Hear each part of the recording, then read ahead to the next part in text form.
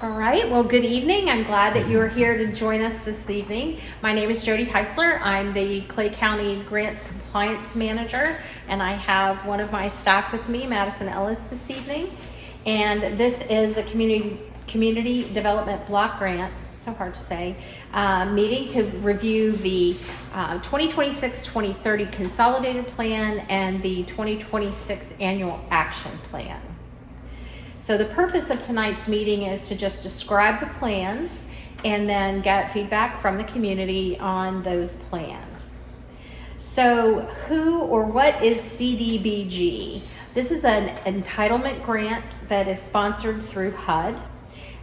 Its main objective is to benefit low to moderate income residents of Clay County, and it will support community development activities, and it also helps the county leverage other funds that might be coming from other sources for projects around the county.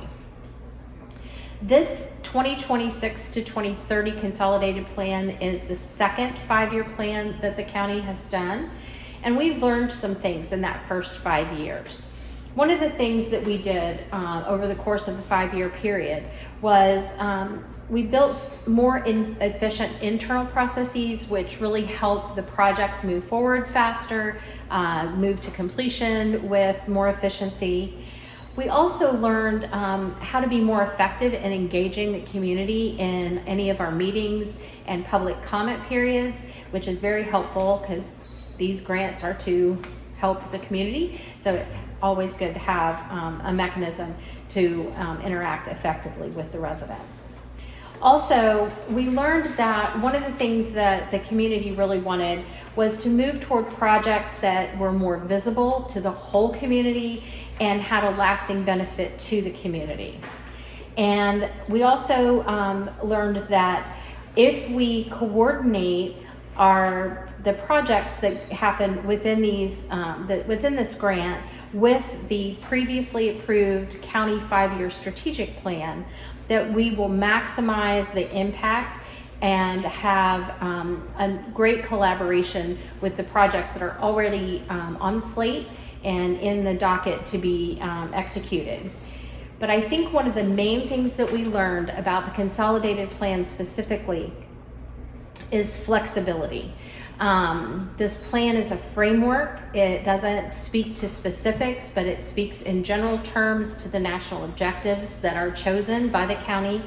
And we've learned that to be flexible within those, keep the categories broad, allows us to move with the movement of the community and the county over the course of 5 years.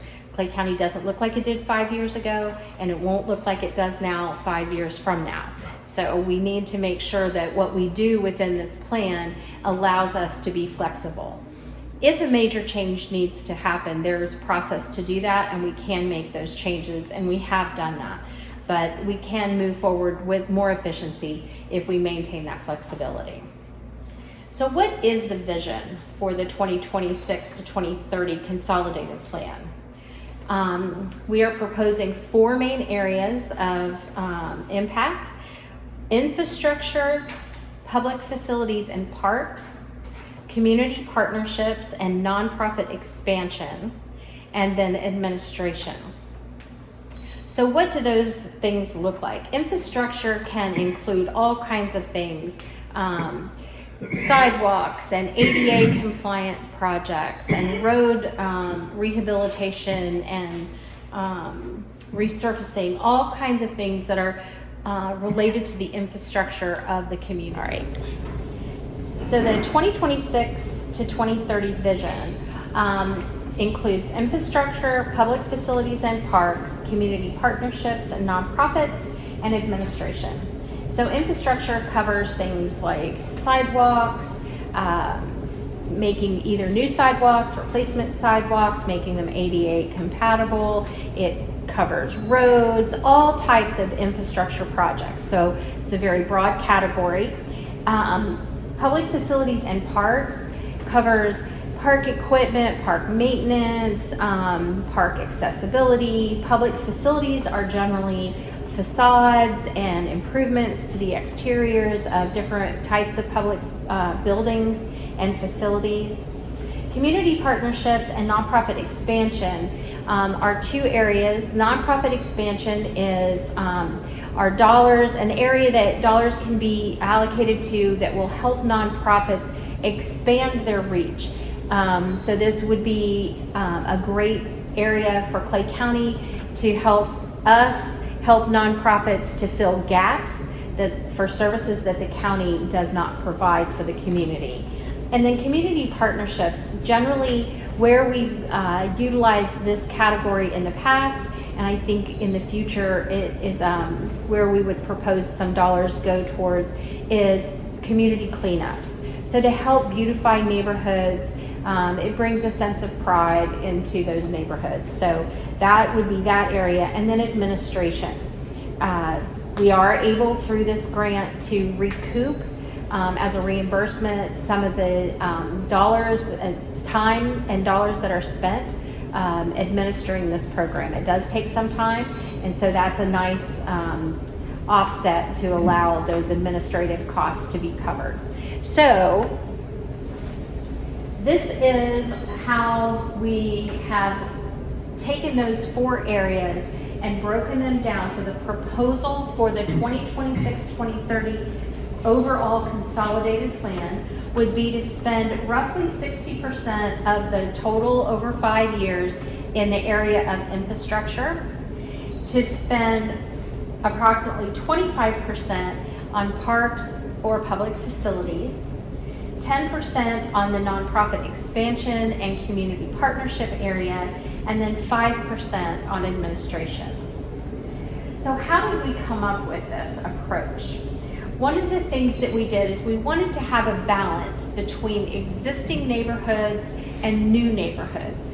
The county is growing quickly, and so we wanted to be able to look across the whole and see if there are needs in those 2 different areas. Also, we wanted to propose projects that improve safety, or improve access, or improve the quality of life. So these again are large goals, large objectives, but they will dial down a little bit when we look at the annual action plan. But that again is that flexibility, allowing the program to have that flexibility. We wanted to have a county-wide focus. Because this program is designed to benefit low to moderate income communities, they tend to focus, those communities tend to be in certain areas of the county, but there are pockets of low to moderate income residents across the whole county. So we know that that exists, and in this 5-year plan, we want to look at that. So we propose a more county-wide approach to these dollars. And then we also looked at feedback again from the community, and these are areas that consistently over the course of the last 5 years the community was interested in having these dollars go to. So how do we engage? We've had 6 meetings like this one. They are all on the Clay County website, so you can come to these meetings. You can go to public hearings when they're published at the Board of County Commissioner meetings if CDBG related topics are on the agenda. This particular consolidated plan does have a survey, so you can fill out the survey and turn that back in. And we also have a website. It's CDBG at claycountygov.com, and you can provide feedback there as well. So the public comment period for both the consolidated plan and the annual action plan closes on Friday, the 18th of July, but we will take comments through any of these mechanisms through the end of that comment period. So before I go into the more detailed annual action plan, are there any questions that you might have? No, maybe a few statements. Okay. If I can. Absolutely. Some of the stuff I know we talked about at the other meetings. Transportation is a big one for veterans. We need to develop a veterans transportation program, including volunteer drivers and medical transportation. Okay. Some of the other things, create a caregiver and surviving spouse support program with respite care and peer groups. Launch a veterans peer support and wellness network to reduce isolation. These are all things that we would include in the vet center. Operate a motor veteran services unit to reach rural and underserved communities, like Keystone. Right. Create emergency veterans family assistance fund for crisis situations. Expand veterans housing and home repair programs, and develop a military family and transition assistance programs. Good. Those are really great, and I think we've got those recorded. Super. I'm going to come back and ask, just kind of ask you to expand on some of those in just a minute. Okay. So that annual action plan now is where we get into some of the nuts and bolts of the things that you just talked about. So the annual action plan for the 2026 fiscal year, we have been estimated by HUD to receive $1,057,772. So again, in keeping with those four broad categories of infrastructure, parks and public facilities, nonprofit expansion and community partnerships, and administration, those dollars break down like this. So for the first year of the 5-year plan, infrastructure would be, we're proposing that infrastructure would be allocated $634,663. Parks and public facilities be allocated $264,443. Community partnerships and nonprofit expansion be allocated $105,777, and administration be allocated at $52,889. So that keeps us in that same percentage overall that we're looking towards, and then again allows us to pick some projects. So the current proposed set of projects under these national objectives, infrastructure, we're looking at primarily sidewalks that are new in areas that don't have adequate pedestrian traffic, a mechanism for pedestrian traffic. Obviously this increases safety.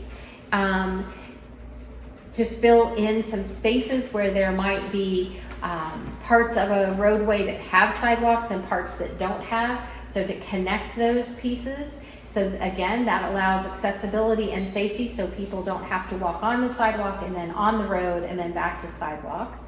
We're looking at also intersections that need new ADA compliant type ramps and curbing. There's a number of those. So these are all projects that have been pre-approved by county commissioners. Once the county commissioners approve, if they approve this structure, then we'll look at that list and see what projects could we move forward with the most efficiency and speed. And so at that point, they would be address level. Those are called activities in the HUD world. So for now, we would just know that infrastructure under this first year would be primarily sidewalk related. Under parks and public facilities, those dollars would be primarily proposed to be utilized for ADA compliance in the parks that operate in low to moderate income areas. Currently, a lot of those parks we have wonderful parks in Clay County, and a lot of them though are not easily accessible to folks that have ambulatory challenges. Mm-hmm. So that would be an area of focus, is to get those parks accessible to everyone and allow a greater population to be able to use that amenity. And then the community partnerships and nonprofit expansion, Right now, community partnerships are cleanups, as we talked about. So we would choose again those neighborhoods. Generally, we go to Keystone. In some neighborhoods in Keystone, we have done community cleanups in Tanglewood. We've done them in the Bel Air area. Sometimes we have, in a few years ago, we did some in the Clay Hill area. So that would be primarily what those community partnerships are. And they are partnerships. There are nonprofits, the county, the residents. So it really draws everyone together to work in those neighborhoods to make them beautiful. The nonprofit expansion, currently there are 2 nonprofits in year 5 of the current plan that are receiving those dollars. That would be open up to the county commissioners how they wanted to proceed there if this is an approved plan. So I think some of the things that you mentioned would be a mechanism. These dollars could be utilized for the Veterans Council to be able to expand their services, if I'm understanding correctly. Yes. Expand their services through transportation and different counseling and programs that would be available to the veteran community through the Veterans Now, what would Center. be, is there a deadline on when they have to have these numbers in concrete? So what we'll do is we will present this at the county commission meeting tomorrow, which is July the 14th. Okay. So they will, as a group, see this for the first time. Okay. And hear the proposal. So I will talk through a little more briefly with them, because they'll have all of this, these documents. But we'll go through and talk about these numbers. So that will give them an idea of what we're looking at, what we propose, what the grants team is proposing. Then from there, the public comment period is open through Friday the 18th of July. Once that deadline has passed, then we will take all of the surveys that we've gotten and we will look at all of those results. We'll take that information with any of the comments that we've gotten at all of the meetings, and we have gotten a lot of good feedback at every one of the meetings. We'll take those and we'll compile all of that information. That information will then be added to the draft packages. And on the 28th of July, we will go back to the Board of County Commissioners for the final public hearing. And at that meeting, they will review all of this again in light of what the community has said they'd like to see. And at that point, they'll approve or not, hopefully they'll approve, both the consolidated plan and these 4 areas of focus, and then the annual action plan and these dollar amounts. And then at that point, they can provide next steps. Yes, we want to do street sidewalks, and we want to do them specifically here. So they will give us guidance at that point on the specific activities. So at that point, they will either say, we'll choose nonprofits, we'll do a process for choosing nonprofits. I'm not sure what, how they will want to move forward from there. Okay. Generally, there's a process. You know, an application and review and goals and budgets and those types of things with anything that we do that way. That way the commissioners can look at it, they can score it, and it is equitable across the whole to anyone that wants to apply. But I'm not sure how they'll move forward with this. That's completely under their discretion. So that would be at the point that they would then say, these are the areas that we want to focus on. So that will happen at the 28th, and then they'll give us direction. There'll be a vote. Hopefully they'll approve. I'm sure they will, and then give us direction. They may want to move money around. You know, and that's their prerogative to do so, to move the dollars around if they'd like to do that. They can say we want to do a different set of national objectives if they wanted to do that. So I think they'll take our proposal, at least to these 4 national objectives, and they may want to, like I said, they may want to move those dollars around, or even these percentages. They may want to adjust those. But Well, that will all if you- happen at the 28th, and they'll discuss it, and they'll come back, and they'll say, you know, they'll either approve it as is or approve with the following changes. And then we'll move forward with that. Once that's done, Then we submit it to HUD, and HUD reviews it, and will then look at our plan, and hopefully they will approve it as well. And that happens in August, and we will know by the end of September. Generally, we'll know by the end of September, kind of where we are and how we're moving forward. So we wouldn't see any of these dollars really probably moving until the first quarter of the county's fiscal year, which is October to December. So that's when we would probably really see something moving forward specifically. Okay. Any other questions or thoughts? No. Okay, well, thank you for coming out. And again, the next meeting will be the first public hearing at the Board of County Commissioners meeting tomorrow, July 14th on the 4th floor of the administration building in Green Cove Springs. This is an item on the time certain part of the agenda, which means it will be sometime shortly after 5 o'clock. So, and that will be open to public feedback and comment at that meeting as well.